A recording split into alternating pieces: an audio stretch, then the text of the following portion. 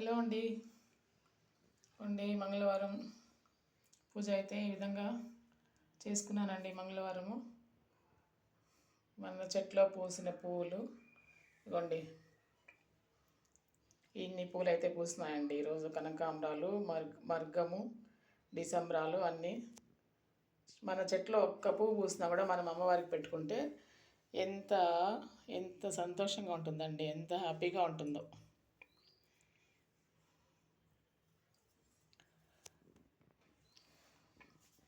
కదండి. ఇదిగోండి మన చెట్లో పూసిన పూలు ఈ విధంగా అమ్మవారికి పెట్టుకొని పూజ చేసుకున్నామంటే కనీసం మనము ఒక మూర పూలు 100 రూపాయలు ఇచ్చి కొంటే కూడా మనకు అంత అంత సంతోషం ఉండదు. ఒక్క పువ్వు పెట్టుకున్నా కూడా చాలండి, అంత హ్యాపీగా ఉంటుంది. ఇదిగోండి పాలల్లోకి కొద్దిగా బెల్లము వేసి అమ్మవారికి నైవేద్యం పెట్టుకొని పూజ అయితే చేసుకున్నానండి.